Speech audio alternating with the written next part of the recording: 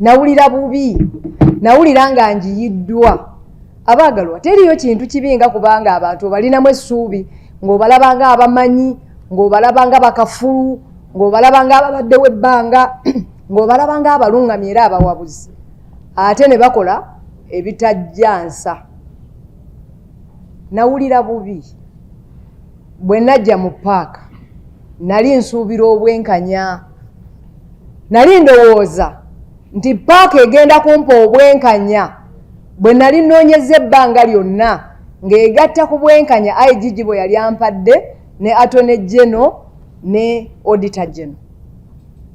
Naye bwe najja mu paaka gye nasuubira omuyambi nasangayo mutemu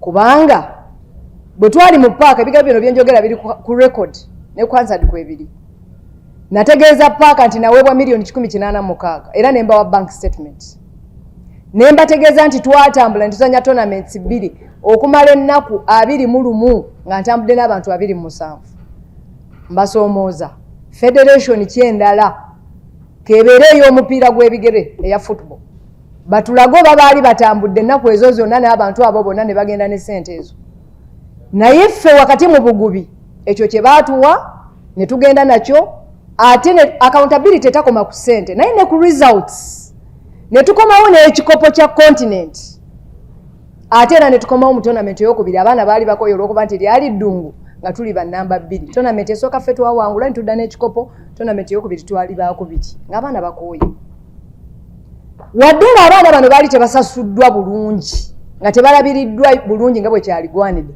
baakola omulimu gwabwe naye bwe twakomawo wano nga tukoledde obwereere nga tugenze nga tetufunye na allowances eggwanga lyaffe lyatwebaza kutusiba nga ne Dr. Ogwera amaze okukkiriza ndi kituufu yali ankakansaini nkola mbalirire teeka omukono ku mbalirira ya $425,000 ng'ate naweebwa $186,000 mu kifo ky'okusiba Dr. Ogwera baasibanze paaka eyaliko ssentebe nga mwami Sseggona eyalina omumyuka nga mwami basaalirwa bahonre baabo abantu abakulu kale bannange olumu bagamba abazungu bagamba nti never judge a book by its cover olumu ndowooza bye tulaba ate si bye bibeera ebituufu ekintu ekyo kyamenya omutima gwange kubanga abakulu bano ne bannaabwe naye ababiri bano bokusingira ddala nali mmanyi nti kengudde emikono gy'abano bagenda kwongera okwanjala amazima ensi yonna egerolere naye kye baakola bansindika mu kkomera ku charge sheet yange eya anti-corruption banvunaana tournaments 2 nagende Namibia ne bampa $186,000 nenzirya nagende South Africa ne tiimu y'abalenzi ne bampa $10,000 nenzirya ne South Africa twagenda mu bantu 2 story y'essente ze South Africa kweri ku YouTube kweri buli wamu wona abantu nze njibanyonyola kale nze nsaba kyenjagala okusaba ababaka ba Parliament si nsonga oba oli opposition oba oli wenaali bwe tutuuka wano tusala amazima era nze obweyamo bwange eri eggwanga lino ngenda kuyimirira ku mazima si nsonga oba avunaanibwa wa NUP oba wa DP oba yeetaaga obuyambi wa kibiina akisaagala kumanya nze ngenda kukola ekyo kye nali nsuubira bannange okunkolera nabwe kityo tuyimirire ku mazima kyekyali ekituufu ky'okukola naye abapaaka okwekobaana n'abaali batuyiganya nze omusango gw'ennazza tegwalimu gwakubbaza n'omusango gw'ennazza gwali gumu era nagwo kangwogere ekyali kinvunaanibwa gwali kusitula mupiira gwa kubaka ne gwakaayakana okusinga omupiira gw'ebigere kyekyokka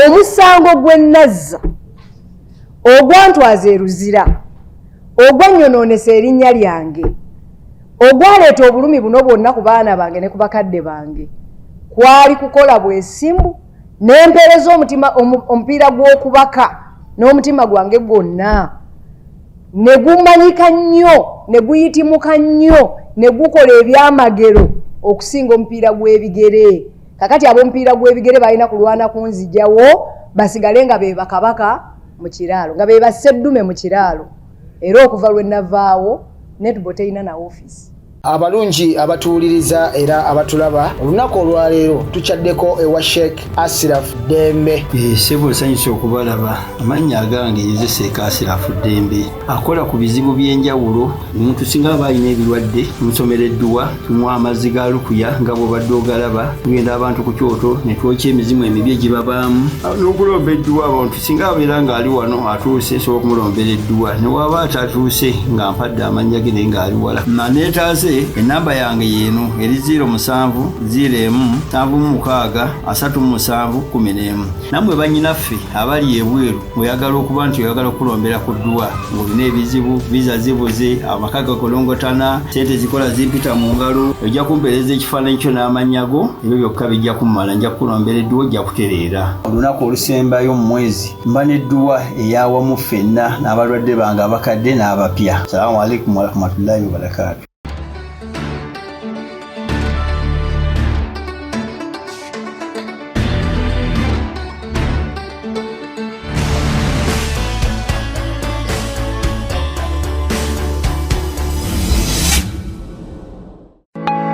Munsi buli omu alina ekirooto kuba kuwaguza kulafuubana n'okulemerako okutuuka ku buwanguzi. Ddala wamma ggwe luba lunaku mulindwa okyasobeddwa eka ne mu kibira nga weebuuza omuntu omutuufu anaakutuusa ku makula g'ebirooto byo oba okooye kuferebwa. Kankwanjulire aba Brand Pro Property Services Limited abeegulidde erinnya mu kutuukiriza ebirooto by'abantu ebyekuusa ku ttaka. Bagula wamu n'okutunda ettaka n'amayumba ku buli luguudo lwa Uganda wamu n'okwetooloola ensi yonna mu mawanga agatali gamu nga USA, India wamu ne Bungereza. Tulina estates eziwedde okuzimbibwa. Gano makula bukula weegulire ennyumba ey'ekirooto kyo olwaleero ku bbeeyi esoboka. Naawe anoonyeeza okupangisa tuzirina ng'ate tusobola n'okukulaakulanya ettaka, amayumba oba estates zo ne zeegombesa buli muntu. Oyagala saveya oba olina ekizibu kyonna nga kyekuusa ku ttaka bitukwase g'osirike. Tusangibwa ku MT House ku mwaliiro ogusooka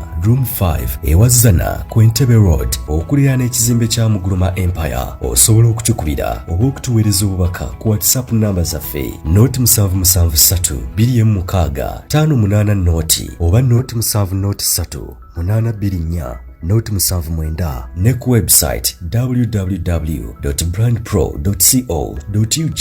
ate mwe bankuba kyeyo ebyammwe byateredde anti osobola okugula poloti oba okufuna ennyumba n'okomawo nga buli kimu kiri malidaadi saana. Sebatuka abafera olwaleero ng'okolagana ne Brand Pro Property Services Limited tutuukiriza birooto. Mubaka wa Parliament owa Bukoto East, olunaku lwaleero nzize okutegeeza eggwanga nti okusaba kwe nabadde ntaddeyo oba okulaga nti nabadde neetaaga ekifo ky'obwa nabadde nsaba ekifo ky'obwa Deputy Speaker eky'obumyuka bw'omukubiriza w'olukiiko lw'eggwanga olukulu ankujjeeyo oluvannyuma lw'okwebuuza ku bantu abakulu abansinga experience abansinga emyaka n'okuwuliriza abantu ab'enjawulo. Ekifo kino nali nkisabye ng'abaliwo ffenna tuli bapya nga ndaba nina obusobozi nina ebisaanyizo nga nsobola okukola ebintu bingi okakasa nti Parliament eno eddamu n'enfuna ekitiibwa kyayo nga nkolera wansi wa mukama wange yenna ababaka gwe baali badde balonze era nga ndi mwetegefu okukola naye oluvannyuma lw'okuwuliriza okuva mu njuyi ez'enjawulo n'abantu abakulu ab'enjawulo n'okufuna okuwabulwa okuva mu nsonda zonna nasazeewo nzije wano olwaleero nangirire nti olwokaano nduvuddemu mu butongole. Naye ng'ekimu ku kinzije mu lwokaano ensonga bampadde nnyingi oba oliawo ababadde baŋŋamba nti mulongo waalirinzeeko. Ekimu ku nsonga ezanzijeemu kyekyokuba nti twetaaga nga bwe tusuubira nti tugenda kufuna sipiika nga mupya nga gwe mulundi gwe ogusooka twalyetaaze okubeera ne deputy oba omumyuka we ng'abaddeko mu kifo kino ng'amanye ebiteeso ebize biyisibwa ng'abadde alondoola buli kimu ng'amanye entambuza y'emirimu mu Parliament asobola okulungamya mukama we asobola okumuwabula asobola omuga nti mukama wange kino twali tukomye wano kino twali tutandikidde wano kino twali tetunnakitandikako kino twakigezaako ne kikoma wano bwe tunaddamu mu ekyo kiyinza obutagguka kubanga naffe twakigezaako ne kikoma wano. Twetaaga omuntu abaddewo okwo amanye ebibadde bigenda mu maaso amanyi we bibadde bituuse nawe bibina okutandikira okusobola okulungamya speaker oba senior speaker. Nabwe kityo kibeera kyakweyagaliza nnyo, kibeera si kya mutima mulungi bwe nsigala nga nnemeddeko kubanga nze nga babiri njagala ebitiibwa oba oliawo njagala ekifo oba oliawo njagala n'ebigenderako.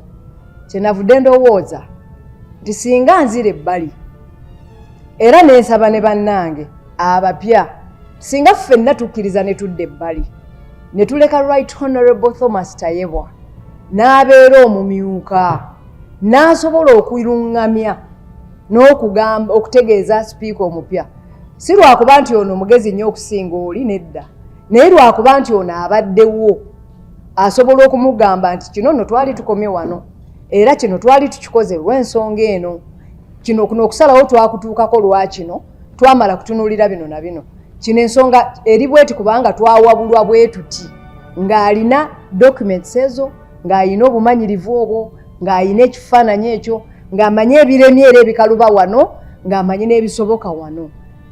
Parliament esobole okutambula obulungi, eggwanga lirabe ku nkyukakyuka etaliimu buyinike, etaliimu kuddamu kutomera.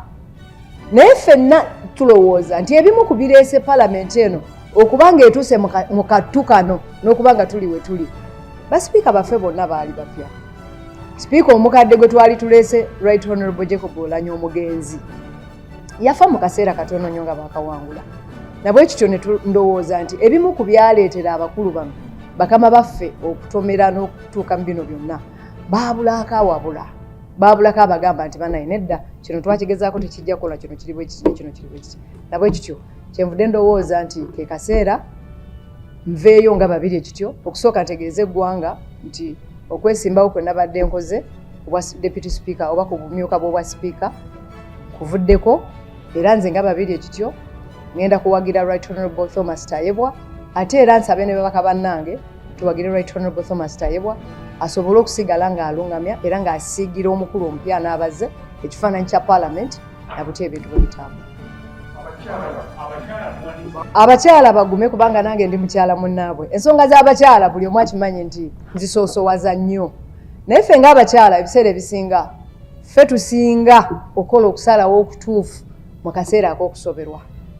Mwena mukimanyi ne ku levo y'amaka omukyala asobola okuba ng'ali mu bufumbo nga bunyigiriza nga n'omwami we si muntu mulamu oba oliawo, naye buli lwatunuulira abaana n'agamba nti abaana bange mbakoze ntya, n'aguma ku lw'abaana.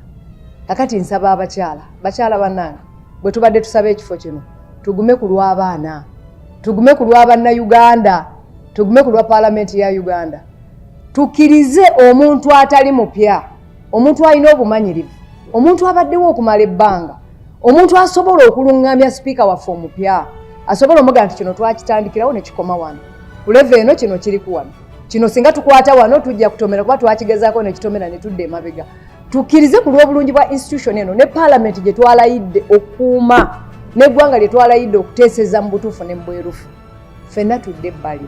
Ekisanja ekijja emyaka 5 si mingi wagenda kubaawo omukisa kubanga basipiika bombi, sipiika ajja omupya n'omumyuka we bombi bagenda kubaawo, tukkiriza Katonda nti bajja kuba balamu ate bonna bajja kuba balina obumanyirivu. Okwo kwe tujja okusinziira tugambe nti abakyala ku mulundi guli ku lw'obulungi bw'eggwanga twaleka abaami ne mubeerayo babiri. Ate ne mu byafaayo bya Parliament twali tubaddeko ne basipiika babiri, twali tubaddeko ne Right Honorable Wapakabulo ne Right Honorable Ayume. Si kipya nti tekibangawo, naye ku lw'obulungi bw'eggwanga nga bannakazadde b'eggwanga mbasaba mikwano mukkirize tudde ebbali, tuleke abakulu bano batwale Parliament eno mu maaso.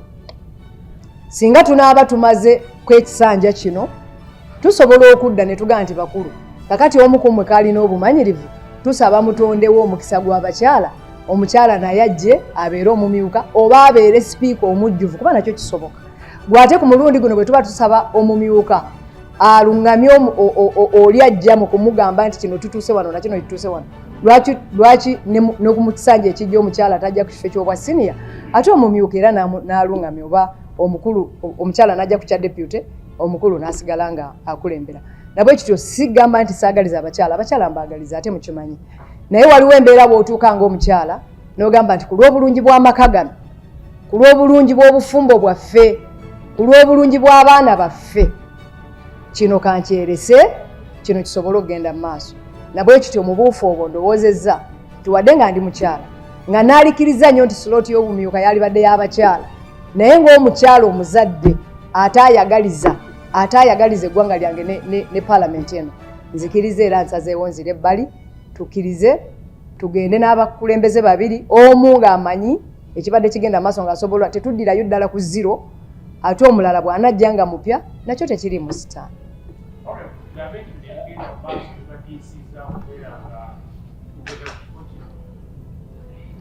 Nga biruwa singa byabadde bitutiisiza twalibadde tetwesowoddeeyo. Actually byatuzizzaamu amaanyi kubanga nze nga babiri endowooza singa eggwanga lino lumu limpa omukisa okubeera sipiika waalyo, nkakasa lisobola okuneenyumiririzamu n'abaana n'abazzukulu balinzijukira. Nabwe kityo ndowooza nti bino tebitiisa, naye bino bituwa kyakuyiga okumanya nti ng'omukyala twalibadde tukwata bwe tuti ne bwe tuti ne bwe. Naye ne Right Honorable Musaasire najja nga mupya ekyokuba nti yali asobola okutomera kyali kisuubirwa, ate n'abulako n'amukuba ku mabega oba ku nsoloboto okumugamba nti owange kiyitiridde oba alinnyamuko ku kigere.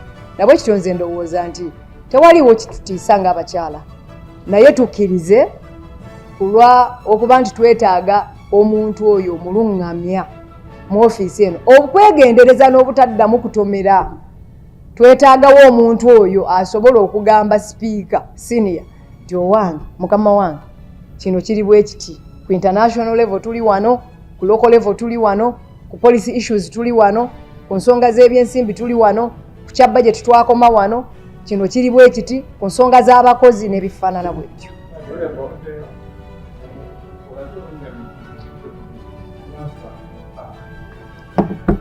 Nali oba mbadde mwennyamivu bagamba nawulira nga nfa, ndowooza kakyogere bwe ntyo, nawulira bubi, nawulira nga njiyiddwa.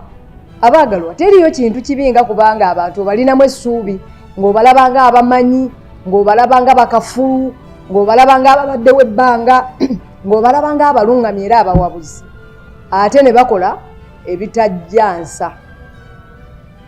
Nawulira bubi bwe najja mu paaka, nali nsuubira obwenkanya, nali ndowooza nti paaka egenda kumpa obwenkanya bwe nali nnoonyeza ebbanga lyonna ng'egatta ku bwenkanya IGG bwe yali ampadde ne Attorney General ne Auditor General.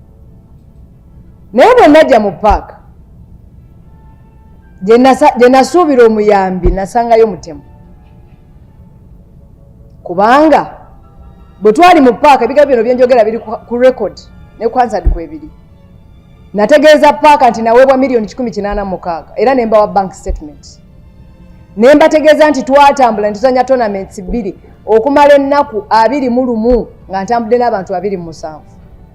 Mbasoomooza federation kyendala kebeere ey'omupiira gw'ebigere eya football. Batulago babaali batambudde ennaku ezo zonna n'abantu abo bonna ne bagenda ne ssente ezo. Naye ffe wakati mu bugubi ekyo kye baatuwa ne tugenda nakyo, ate ne accountability etakoma ku ssente naye ne ku results. Ne tukomawo n'ekikopo kya continent, ate era ne tukomawo mu tournament ey'okubiri abaana baali bakoye olw'okuba nti lyali ddungu nga tuli ba namba 2. Tournament esooka ffe twawangula ne tudda n'ekikopo, tournament ey'okubiri twali baakubiri ng'abaana bakoye.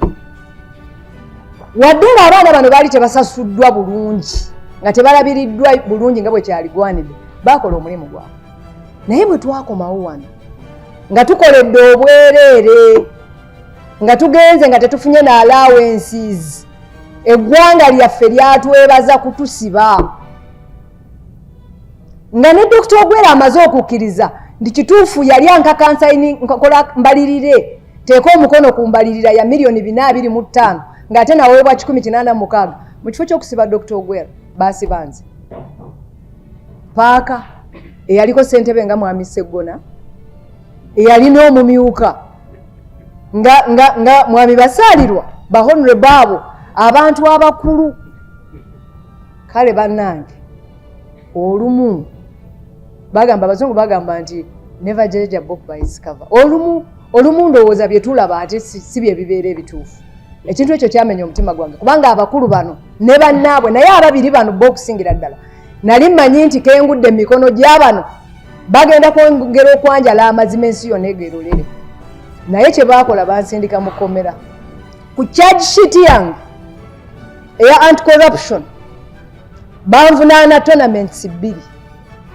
Nagenda Namibia ne bampa million 186 nenzirya. Nagenda South Africa ne tiimu y'abalenzi ne bampa million 10 nenzirya. Ne South Africa twagenda mu bantu 2. Story y'essente ze South Africa kweri ku YouTube kweri buli wamu wona abantu nze ndimanyi. Kale nze nsaba kyenjagala okusaba ababaka ba Parliament si nsonga oba oli opposition oba oli wenaali. Bwe tutuuka wano tusala amazima. Era nze obweyamo bwange eri eggwanga lino ngenda kuyimirira ku mazima si nsonga oba avunaanibwa wa NUP oba wa DP oba yeetaaga obuyambi wa kibiina kisaagala kumanya. Nze ngenda kukola ekyo kye nnali nsuubira bannange okunkolera. Nabwe kityo tuyimirire ku mazima kyekyali ekituufu ky'okukola. Naye abapaaka okwekobaana n'abaali batuyigganya nze omusango gw'ennazza tegwalimu gwa kubbaza. N'omusango gw'ennazza gwali gumu era nagwo kanguwogere. Ekyali kinvunaanibwa kwali kusitula mupiira gwa kubaka ne gwakaayakana okusinga omupiira gw'ebigere. Kyekyokka. Omusango gw'ennazza ogwantwaza e Luzira ogwanyonoonesa erinnya lyange ogwaleeta obulumi buno bwonna ku baana bange ne ku bakadde bange kwali kukola bwesimbu n'empeereza omupiira gw'okubaka n'omutima gwange gwonna ne gumanyika nnyo ne guyitimuka nnyo ne gukola ebyamagero okusinga omupiira gw'ebigere. Kakati ab'omupiira gw'ebigere balina kulwana kunzijawo basigale nga be bakabaka mu kiraalo nga be basseddume mu kiraalo. Era okuva lwe navaawo netball terina na office. Naye terina agibuuza. Teri wadde agibuuza. Mu myaka 2 gye nali mupiira gw'okubaka natwala Uganda nezanya mu Australia nekuba world's #1. Australia yalina record ya unbeaten ya myaka 28. Banneebaza na kunsiba. Mu myaka 2 nakuba Bungereza namba 3 w'ensi yonna. Nakuba Jamaica namba 4 y'ensi yonna. Zino ensi zonna ze twogerako ze zinnagwano z'omupiira gw'okubaka. Nakuba South Africa eyalina record y'emyaka nga eri ku lukalu ye kabaka. Najikubira e Bungereza nenjisanga n'omwayo South Africa nenjikuba. Eggwanga lyange mu kifo ky'okunneebaza nga tesirina sente zenfuna. Tewali sente ze batuwa bw'otunulira sente ze omupiira gw'ebigere ne sente ze baali bawa netball. Mu kifo ky'okutwebaza balwana kutujjawo. Kati omupiira gw'okubaka we guli we bagwagala nga tegulina liigi nga tegulina office nga tegulina baba professional players balabwako nga tewali agwogerako wenaviira mupiira gw'okubaka nga netball bamulabira n'embibanda. Nga netball alina ku billboards ku street season ezifuluma Kampala. Ogwo gwe musango gwokka gwe nazza naye si gwejjusa. Kyova olaba nti abantu bano bwe nabirowoozaamu ne ŋŋamba enewe Katonda mwebaza nti eggwanga lyansiima. Bannayuganda bansiima kubanga nakirabira mu kaseera we bankwatira. Nalaba bannayuganda nga bayimiridde nange. Kyova olaba nti nange neeyama obutabayiwa neeyama okuyimirira n'eggwanga lyange mu bulungi ne mu okay, ogambye nti ne pate yaffe process y'omukubamu ebintu. Nti omuntu balina kwenda osingira eri ku mutimbagano pate erina process. Webasinzira okusaba n'okulaga n'ogamba kale tuvuddemu ku lwa pate decision. Neyanziza. Okusooka nze mbadde sinnatuuka ku level ya pate. Kubanga nze mbadde sinnanona nomination forms. Ekyo kisoboka okubaawo mbeera candidate wa pate D. Singa ngenda nenona nomination forms ne bamala okunnominatinga awo mbeera mmaze okufuuka candidate wa pate. Naye saawa eno mbadde candidate nga bwannamunigina era mbadde nteekateeka nti pate bw'eneggulawo nominations nja kugenda ntwala empapula zange bannominating ngende mu lwokaano lw'akamyufu KNRM bwe mmala okuwangula akamyufu ako olwo mbeera candidate wa pate. Naye nga pate tennaba kuteekawo kamyufu tewaliwo candidate wa pate as of now. So tetuyinza agamba nti pate yanzijeemu ng'ate sinnabeera na candidate waayo. Ensonga ey'okubiri ogambye nti nyinza okuba navuddemu olwa tweet ya General Muhoozi nga yeyanzije mu lwokaano luno si kituufu. Bwe nali ngenda okwesimbawo ku bwa deputy speaker abamu ku bantu be nabuuza oba mwe bali mu lwokaano yali Thomas Taibu Right Honorable. Era Right Honorable nantegeeza nti okujjako ng'afunye endorsement naye bw'aba mukama we tamukkiriza kwesimbawo, bw'aba naye ng'alina ebyokwanukula, bw'aba naye nga bamugambye nti debbali tayinza kujeema. So waliwo vacu naye akaseera kano ng'amaze okudda kubanga nze mbadde neesimbyewo ne bannange nga ffenna tewaliwo alina institutional memory, nga ffenna tuli bapya oba oli awo tuli bayiga tugenda kujja mu mulimu omulundi ogusoose tulete experience gye tukungaanyiza okuva ewalala mu local government ne mu parliament ne mu bitongole ebirala gye tubadde naye ng'amaze okubanga kati waali akakasibwa nti waali ekyamazima kiyinza obutabawukira bulungi naye ekituufu kiri nti bw'oba oyagala eggwanga ng'oyagala parliament oyagala ebintu bitambule bulungi okusinga bwe bibadde bitambula twende osinga omwami ono era tumuwagire.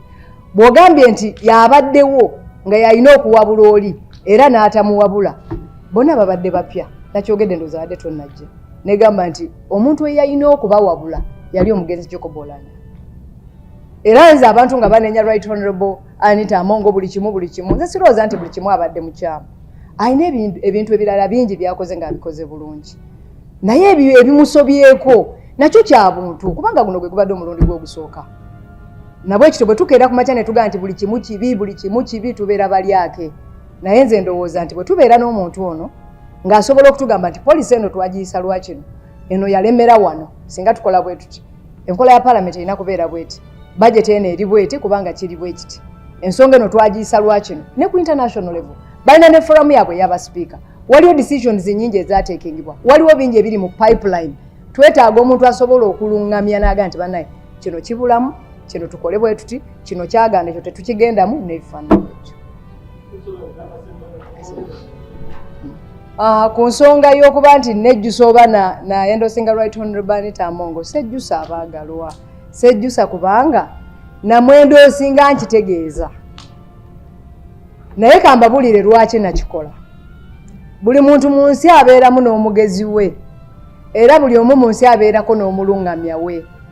Omu ku balungamya bange ng'olese Mwoyo Omutukuvu maama wange nkakasa nti bw'angamba ekintu ng'atudde ne bwenkanga balamba sisobola kiraba nabwe ekityo nze nakkiriza kubanga mu bulamu bwange nga nkula azannungamya ku bintu bingi ebimu nembiwakanya ate nemmala nembiraba nga biringa bwe yabyogera nabwe ekityo kati nakkiriza maama wange bw'angamba ebintu ngezaako ku ajuwinga naye enkomerero ya byonna bwe nkirowoozaamu abeera mutuufu.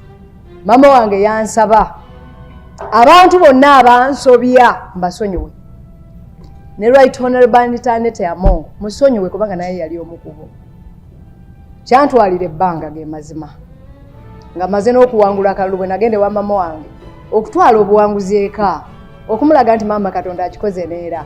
Maama wange yanyaniriza nampahaaga yadduka n'ava we yali atudde nange mu kifuba naye nga sinaba nakufukamira mubuuza nakumugamba byonna maama wange yaŋŋamba mwanange nkwegayiridde sonyiwe omukyalo oyo buli eyakusobya musonyiwe naye ne sipiika musonyiwe kubanga Bayibuli egamba nti toganyanga enjuba okugwa ku busungu bwo ate bw'onoomusonyiwa n'osonyiwa n'abo bonna abakola obubi Katonda agenda kulwanira entalo zo n'abakusobya towoolera ggwanga musonyiwe.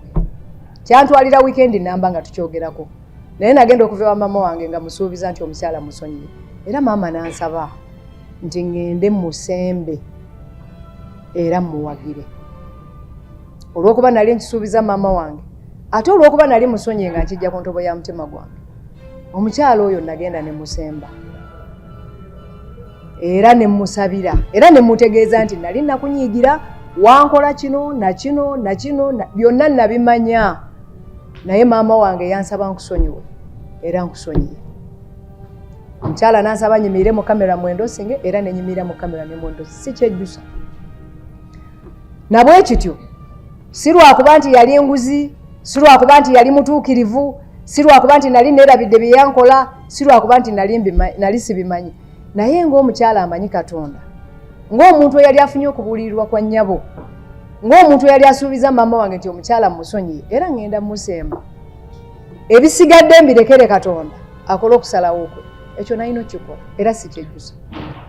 Ku nsonga y'omupiira gw'okubaka n'ensonga z'okunsiba, ntegeeza eggwanga lino nti nze Babirye Kityo Sarah, ensonga eyankubya ngimanyi, era ensonga eyankubya teyali yakuba nti nina ssente ze nali az'amaanyi. Bwe toyinza kuŋŋamba nga bwe nabannyonnyodde eri nti omuntu akuwadde $186,000 ennaku 21 ogenze n'abantu 27 ozannya owangudde ekikopo obadde na wakubiri ate okomyewo ate baga nti ate walya 186. Kati gye twali tetwalya, twali tetwebaka, tetwanywa mazzi, tetwayambala n'ebifaana bwe tetwakozesa covid, tetwakebeza covid n'ebirala. Ensonga eyankubya yali nti bwe najja nalaga bannayuganda, nalaga gavumenti, nalaga buli muntu nti osobola okukozesa obusente obutono n'owangula n'otuuka ku binene nga teweetaaze bulindo na buwumbi bwa ssente bwe bali mu kubba. Ekyokubiri, twakola bulungi nnyo ne tusiikiriza omupiira gw'ebigere. Twagenda mu first 5 mu Australia ne tukuba world's #1. Australia yalina record nga tebagikubangamu emyaka 28. Uganda nejja negikuba ku mulembe gwange. Abaana bano abapya nze kye nakola by the way nagenda mu netball nalonda tiimu mpya. Abakadde bali mbatono nnyo. Naggulawo nenga nti buli munnayuganda amanyi okubaka ng'olina omwana asobola okubaka muleete, tuyina trials. Tetwaliko nti ono mwana wa gundi oba bino, ebyo byonna bye nasanga twateekawo policies nga mpya nga zireeta obwenkanya n'obwerufu. Ne tufuna ebitone era bwe muba mulaba tiimu yaffe yali nto ng'ate mpya. Neekuba world's #1, neekuba #3 w'ensi yonna, neekuba #4 w'ensi yonna. Ne tugenda e Namibia ne tukuba South Africa. Aba South Africa ne batubba n'enkaayana ne bawandiikira First Lady ebbaluwa nga bamugaa nti neeyisizza bubi. Nze nali ngenze ku defending interests za Uganda. Banzibe entunule butunuzi ne mena kaayanako nti bannange Uganda ezanya ne South Africa abafuuwa ba umpire ababiri bonna ba South Africa. Twalinga abagamba nti baali batusibye emikono gyonna ate tuzanye nali mukyamu. Kakati ensonga eyankubya yali nti ebbanga ettono lye naliwo nga tebalina ssente ziri awo ze bampadde ne bannange twasiikiriza omupiira gw'ebigere ne tuba outshining flat. Nga buli we tukwata wonna Katonda atuwaddewo omukisa ne tutwala abaana ku international level ne bazannya ebitaaliwo. Twalirayo Peace Proscovia naye ku mulembe gwange twatwala abaana kumpi 6 just mu myaka 2. Enkyukakyuka eyo gye twali tukoze, visibility eyo gye twali tutaddewo ye yatukubya. Ab'omupiira gw'ebigere bagenda okulaba nga tubabbako show. Bwe muddayo ne musoma ku comments ezo ezaaliwo zonna ng'abantu bonna basanyufu. Nabwe ekityo nze sejjusa kubanga mu kaseera akatono omulimu gwe nalina okukola nagukola. Uganda Eyenkya. One was the first question you said that the Buganda caucus had endorsed some other person. We were in the caucus yesterday and no. Okay. I also heard that, but first of all, I was never part of that.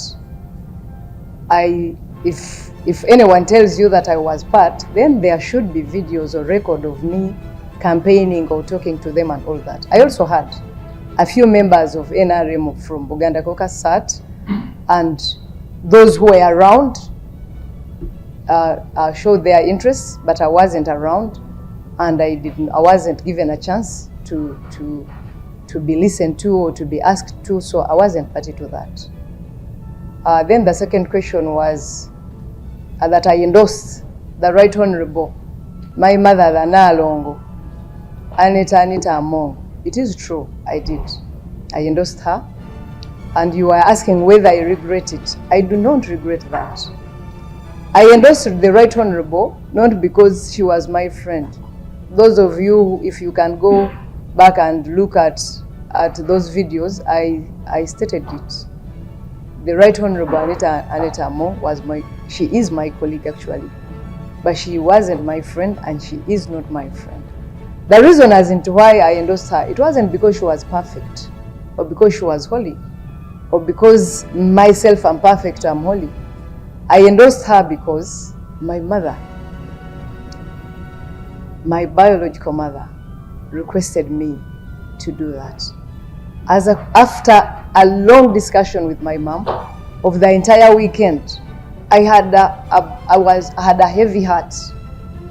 I was so hurt. You all know, those of you who have been following the netball saga, you know what happened to me. And I I was taken to jail. You know how it feels. First of all, I was a president of the Uganda Netball. If I may remind you of that story, I was the netball of Uganda, the president of Uganda Netball Federation. I was given funds. I took the team to Namibia. I took the team to South Africa. We spent the money. The male team that went to South Africa performed. It was the first runners-up. And then the team that I went to Namibia, we had 2 tournaments. They had given us 186 millions. We traveled 27 people for 21 days. Imagine that. That can show you that I even had to invest in my personal money in preparing the team. And of course, we had other stakeholders on board, people who helped us. You can't say that you'll travel with a team of 27 people for 21 days, spending 186 millions. I bet if there's any federation, even the football, if they have ever had that kind of expense or that kind of budget. But they gave us that little. We traveled. In the first tournament, the Pen Series, we were the champions. In the second tournament, the African Cup, we were the first runners-up. We returned. The passports are there, the dates of travel and everything is there. Those were days of COVID. We had COVID tests. Namibia is a desert. We had to drink water. I mean, you know, all sportsmen and women, we had to have kits. We had a lot to on that money. So on return, I was asked to account for 425 millions. Yet I was only given 186 millions. That was the genesis of the conflict. I was bold. I told them I cannot account for what I did not receive. There is a bank statement which shows what we received, and there is no way I'm going to account for the 425 millions. Just by refusing to account for what I did not receive, I was arrested, thrown in prison, taken to court.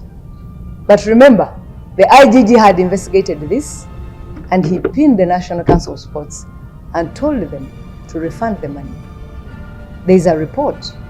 The Auditor General had investigated this. There is a report. You can get all these reports. So the Parliament, because of their issues well known to them, they summoned me to park. I came, I responded. I brought my passport. I explained everything. They are all on record. Even the National Council boss, the General Secretary, apologized before camera. He said the letter he wrote forcing me to account for 425 million. After 3 years of fighting, he said it was a typo. But even him admitting that and accepting he had made an error to force me to account for what I did not receive, they still took me to jail and they brought me to court. I've been in anti-corruption since then. Up to today, each time we go to court, their side is not ready. I mean, if they were not ready, why did they have to push me out of the office? I wouldn't want to go into that. But because you asked that question, that's how it was. So, I am here, not to fight that war. After all that struggle, after all that war, you know how it feels when you lose Parliament, you sit in Parliament, you go for a federation, it's a national federation, you move to all 140 districts, 46 districts, you look for support, you win, and then someone, because you refuse to append your signature on wrong accountability, they do whatever monkey tricks and they push you out of the office. I was really bitter and annoyed. So when I went to my mother, she told me, and she gave me one task. It was a little hard. She told me, Sarah, if you want to have peace, if you want to go to fight your battles, if you want to win all these challenges, and if you must heal and overcome all this pain, forgive. Forgive those people and forget. It took me time. After winning the elections, I went back to my mother. I mean, when you win, you go back to your parents, to your roots, to tell them that God has done it again. The first thing, before I even entered the house, my mother welcomed me. She gave me a hug. She told me, I'm begging you. I know you haven't forgiven those people. Please forgive them, my daughter. Forgive them. I told her, I promised her, I would think about it. We talked about this for the whole weekend. And before I left, I told my mother I had forgiven them. She told me her life journey. She told me all those people that had hurt her, even her best friends. During that talk, we both cried. But finally, I accepted to forgive and I forgive them. And my mother told me, as a sign that you have forgiven them, even go and support her. Please, my daughter, go and endorse that lady and support her. So I went, I endorsed her. I do not regret, because when I took a decision of forgiving her, I meant it. I no longer have any grudge on her. I don't. Not only her, but all her entire team, all the team, I've forgiven them. But that does not mean that they did right. I therefore wish to inform the country that I do not have any grudge at all. But still, I cannot sit here and see things going wrong and I don't make a comment or I don't say something about that. So the third question, I think I've also answered it in the same response. I thank you. Nobody could tell me to step down by the way. But just like I told you, I thought about this. First of all, anyone can be a woman. But being a mother and being a leader, it requires some level of understanding and reasoning. Women who are out there, you know it, that sometimes you have to let other things go in order to achieve some stuff. For instance, I told you, we've just come out of this experience. We've had two members, the Right Honourables, the Senior Speaker and the Deputy. Both of them were new. They were not bad people. They were not bad. But I think the biggest problem is that they were both new and there was nobody maybe to guide them, because you all know what happened. Exactly. You know what happened. The Right Honourable Jacob passed on. It's not that he was alive and he was somewhere, maybe they would call him and ask him and all that. And then the other senior Right Honourable Speaker Emeritus, you all know the kind of relationship that they have been having with the Right Honourable. It wasn't that friendly. Let's be honest and address this issue. So if I have no problem with those ladies who would want to come and contest, it's their right. They can come and contest. Maybe they have good agendas just like all of us, but the issue of the institutional memory, I think, ladies, let's be patient. We can come next time. For instance, if Right Honourable Thomas serves this term, or the Right Honourable both serves this term, next time we shall be having two gentlemen who are well experienced, who are having the institutional memory. We may stand the ground and say, gentlemen, we gave you an opportunity. It's now our time. We could even request them, one of them to step down for a lady. We could even have a senior speaker as a lady, and we have the deputy who is a male, or we have a senior speaker who is a male, and we have a deputy. But seriously, if we are being honest, and we really need to fix this problem of leadership in Parliament, we need somebody who's been around, who is well versed, who has the institutional memory. We need this person. And right now that we have Right Honourable Thomas Tayebwa, he's the only person now in the race with that experience. It isn't bad if you give him a chance. 5 years are not many, we can wait. Tito Sarah, I'm the Member of Parliament for Bukoto East constituency. I am here to respond to so many calls and so many messages and so many friends and supporters and well-wishers. As you are all aware, I had declared to contest as the Deputy Speaker of the 12th Parliament. I was determined, I was ready, and as you all know, those who know me, I don't do things out of excitement and all that. But after declaring, after posting on my Twitter that I was coming, a number of people contacted me and they were sharing a lot of issues and number of stuff with me, showing me and telling me why somewhere I should contest, were giving me all that support as you all were following up on the Twitter. But there were also those genuine senior people that advised me that I should step down. And one of the reasons they were giving me, they gave me so many reasons, but one of those that I really, really thought about and made me accept willingly to step down was the issue of the institutional memory. I think at a time like now, we do not to act out of emotions. We do not need to act out of excitement. As statesmen and women, sometimes it's important we think through and then we take a right decision. Some of the challenges I believe that the 11th Parliament faced were as a result of having new speakers, two of them. The Right Honourable Anita Moore was new in that position, and after, because the Right Honourable Jacob Olanya had passed away, and the Right Honourable Deputy Speaker, Right Honourable Thomas Tayebwa, was also new in that position as a Deputy Speaker. It's not that they were not good, it's not that they didn't know what to do, but probably there was a gap.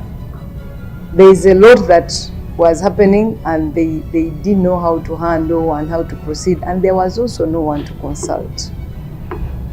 Therefore, I feel and I thought, after, of course, consultations and being guided, that it was right for me to step down and back up or support Right Honourable Thomas Tayebwa. The Right Honourable, the Honourable or the incoming Honourable both, he's not doubtable. He's senior, he's smart, he's a good man, he's humble, he can consult, but I think here or there, to those of you who have worked in public offices, you need someone to consult. You need that institutional memory. You need to know where did we end on this policy, how do we proceed, what was in the pipeline and stuff like that. I therefore wish to take this opportunity and inform the entire country that I've stepped down and I am here to support, first of all, the Right Honourable Thomas Tayebwa as the next Deputy Speaker, but also there are those who have been telling me since yesterday, they have been telling me, Honourable, this is not acceptable. The policy was we have a male speaker and then a female deputy speaker, or we have a female speaker and then a male deputy speaker. Yes, it is true. But this parliament at once had a speaker who is a male and the deputy who is a male. And this does not mean that I will not contest again, or some other ladies may not have another chance to contest again. Because of the kind of storm that this parliament is going through, you all know what is going on. I think it's high time we don't be selfish.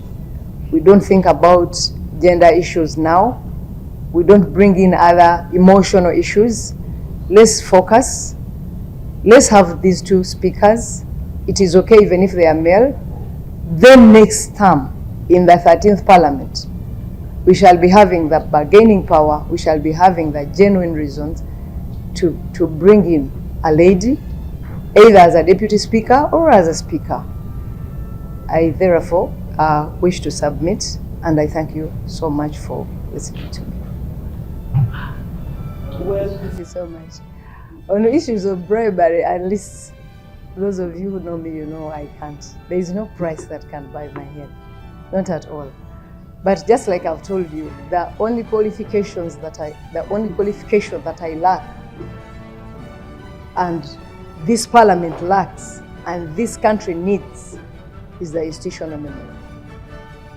Of all other reasons that they gave me, of all other reasons that people were talking about, all of them, the only thing I feel like I need to step down for my country to benefit is the institutional memory.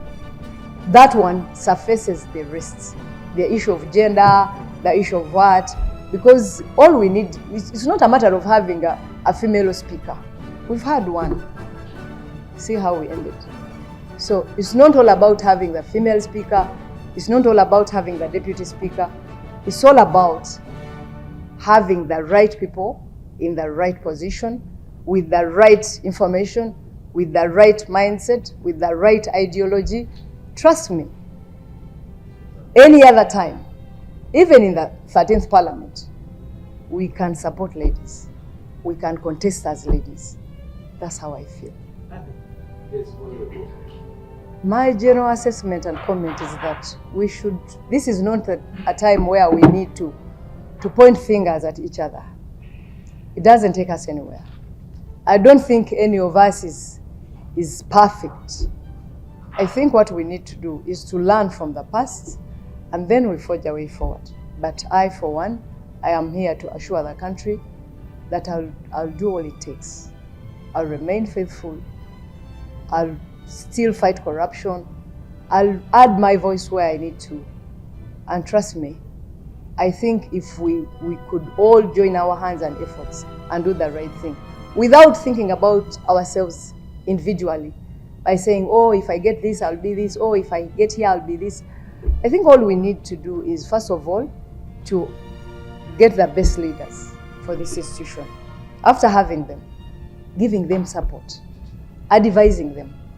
Let's fight corruption, not only in Parliament, but even outside Parliament. But because this Parliament, all it does is to pass budgets, to come up with policies. We are supposed to supervise, but do we do that? So this issue of corruption, there is nobody who is innocent here. The ruling party is guilty, the opposition is guilty. After realizing that we are all guilty, let's just slow down, have the best leaders, let's caution them, let's guide them, let's give them support, but also, let us also guide against corruption. That's all I could say. My faith does not allow me to, how should I say it? The Uganda puts it better. My faith does not allow me to pin people and keep reminding them of what they did and all that. No. But the Uganda puts it right. They say Bomegatoluma. So when you have wrestled with somebody and you've won this person, you do not again have to bite that very person when he or she is on the ground. First of all, if I met these guys, I would tell them that I have forgiven them and I'm praying for them. I pray that on a sincere note, I pray. Today I was watching one of the videos and I saw a video of the Right Honorable Anita Among entering this Parliament. She wasn't happy. I almost cried. I felt bad. And I really I feel for her. I think I'll pray for them, and I pray that God takes them through this. Even Jesus, when Jesus was on the cross, he was crucified with 2 other guys. Those 2 gentlemen, one of them mocked him. He told him, if you're a son of God and you're sure about it, save us and save yourself. But the second guy was like, at least for us, we are guilty of our sins. But you are innocent. So, my Lord, when you reach your Father's kingdom, please remember me. And the guy was given by Jesus. We are not here to pin people. And we are not here to say, hey, it's good you've seen it. No. I think let's pray for these people. Whatever happened to them, I know they are accusing them of so many things. But I don't think all that they are saying is true. There could be those that are true and there could be those that are not true. But me as Sarah, I don't hate the Right Honorable Anita. I've forgiven her. I'm praying for her. And I pray that someday God heals her pain and consoles her and make her smile again. But I also pray that she finds time and learn from what she has gone through. Because sometimes the people around us, they'll come to you and tell you, hey, Sarah is bad, oh, this is that. And you just keep on making mistakes. I forgive my sister, I've forgiven her already. I have no issues with her, I feel for her, I don't hate her. Even if I met her and I have a chance of giving her a hug, I would give her one, and a sincere one, because I don't hate her. For Dr. Well Bernard, Dr. Bill Bernard, I forgive that guy. But for him, you know his character. I don't think he's even that, because for him he believes he's God, he's what. But me, I've forgiven him and I've left him to God to handle him, either to forgive him or to teach him a lesson. It's up to God. Are you coming back? The issue of me coming back as a netball president, in life sometimes you don't say never, but me and my family, we agreed that I should not come back to the Netball Federation because I achieved too much, not for me, but for the country. When I was a president of Uganda Netball Federation, I fought them on streets. I put an office. I didn't find any single policy. Me with my team, we came up with different policies. The performance wasn't that good. We defeated world's #1 in the history of netball. That country had a record of unbeaten for the 28 years. It was Uganda that took that pride from them. We defeated world's #3. We defeated world's #4. We achieved all that in just 2 years. We became Africa's #1. We did all of that. You also, what happened in the World Cup, we defeated Africa's #1, South Africa. But even with all those achievements, simply because I was not willing to embezzle for them actually, what Ugandans should know is that these guys wanted them to embezzle, and then me, I account for their rot. Because I refused to do that, I was pushed out of office. You know, they even reached an extent of writing to World Netball and telling them I was imprisoned, I was having a lot of cases to answer, I was the wrong person, the country cannot trust their children with me, stuff like that. And they pushed for a ban. So I wouldn't want to go through that stress again. I wouldn't say I wasted my time, because at least I achieved a lot as a person. I achieved a lot as a team of UNF. I think in the history, we really, really performed well. She Cranes used to go to World Cup, but they had never finished in that position, #5 in the world. It was during our time. Therefore, I don't regret anything.